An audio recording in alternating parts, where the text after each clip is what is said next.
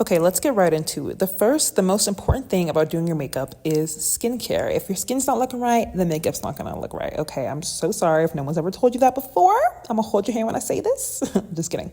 But here I am now doing my eyebrows. And I just want to say, as someone who has been doing my makeup for like 5 years now, I still sometimes cannot get my eyebrows to be even. And it's so offensive and it's so rude, but it just happens like that sometimes. This primer stick from e.l.f. is actually really good. I don't know if it actually works, but it just feels nice on my skin. My eyebrows could definitely use some cleaning up, so that's why I'm going in with my concealer, just to make my eyebrows look a bit sharper. This is hands down my favorite concealer just for hiding blemishes, dark spots. It literally, don't worry, y'all will see in a second. It will literally disappear. With this brush, I'm just going in and blending out that concealer that I use on my eyebrows, which is very important. I think blending is hands down one of the most underrated, but very, very important parts of makeup. It can literally make or break your entire makeup routine. And with this NARS concealer, I like to do it before I put on my foundation, so it just gives me like a clean slate and like a clear looking face to start with. Okay, now I'm just gonna take this moment to rant really quick. I hate when I'm watching a makeup tutorial or scrolling on Instagram and then I look in the comments and I see, oh, but you're so beautiful, you don't need makeup.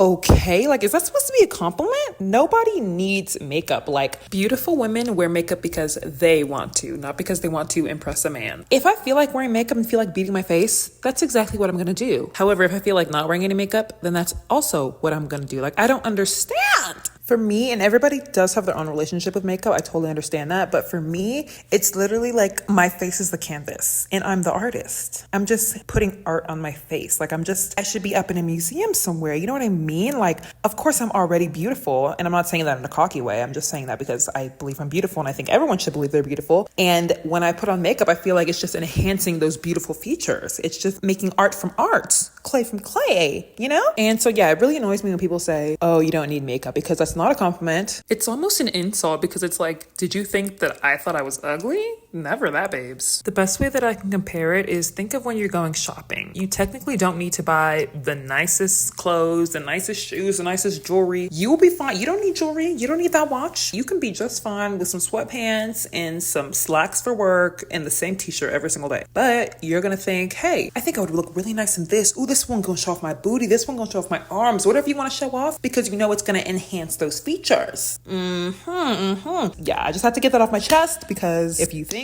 that's a compliment, it's not. So stop it. Okay, so back to the makeup. Right here, I'm comparing powder versus no powder on my face. And you can just see how it went from super shiny and oily looking to super blurred out. And the more I get into makeup, the more I realize just how important that step is, because it helps your makeup last longer. It helps it not move. It helps it just stay on your face. It don't move. It will last you all day, all night. And surprisingly, I actually have dry skin. So when I first started wearing makeup, I was like, I don't want to use powder. It's going to make me look even drier. As long as you, like I said in the beginning, skincare. Make sure your face is moisturized so that by the time you put on the powder, by the time you put on all this makeup, you're not going to look ashy and crackly. You're going to look beautiful. Now, I really wish I knew what I was doing here with my eyeshadow, but y'all, the way I was just really experimenting, like I really don't even wear eyeshadow, but I was going out and I was like, I want my eyes to pop because my outfit was all black. So it's like, let my eyes do a little bit of the talking. And babes, she was stuttering. Stuttering.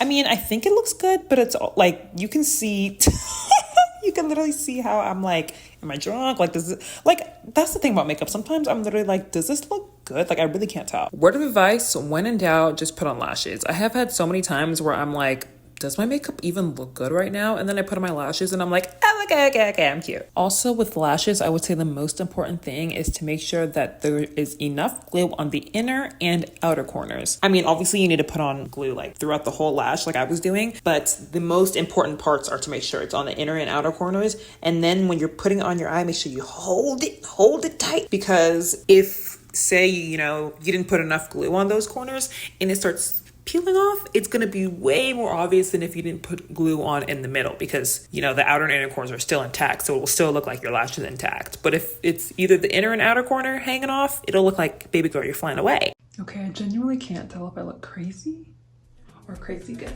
So I ended up deciding that I actually did like my makeup, period, and let me show y'all the final look.